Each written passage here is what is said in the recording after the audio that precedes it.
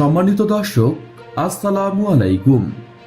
বাংলার তথ্যনির্ভর সর্বশেষ খবরাখবরে যুক্ত হওয়ার জন্য আপনাকে অসংখ্য ধন্যবাদ। জানিয়ে দিচ্ছি আমাদের হাতে থাকা সর্বশেষ আপডেট। টনক নড়ল মিয়ানমারের।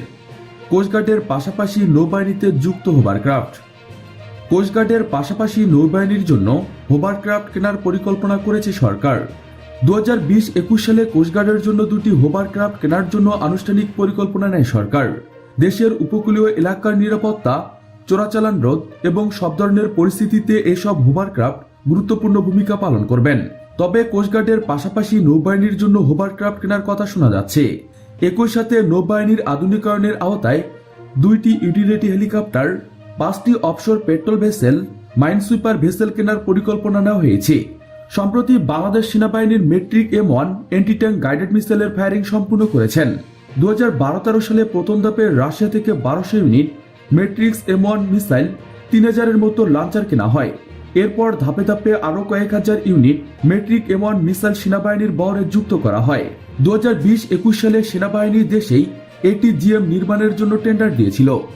প্রযুক্তি হস্তান্তরের মাধ্যমে বাংলাদেশে এন্টি ট্যাঙ্ক গাইডেড মিসাইল নির্মাণ অ্যাসেম্বল করা সম্ভব।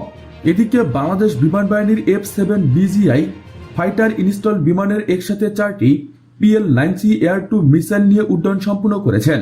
চীনের নির্মিত PL-9C একটি ওয়াব এয়ার-টু এয়ার মিসাইল সিস্টেম, যেখানে multi element inference system seeker ব্যবহার করা হয়।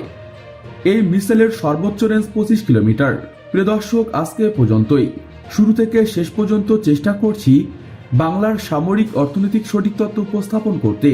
কোথাও কোনো তথ্য কিংবা আপনার পরামর্শ থেকে থাকলে তা কমেন্ট করে জানাতে পারেন। নিশ্চয়ই আবার দেখা হবে নতুন কোনো বিষয় নিয়ে।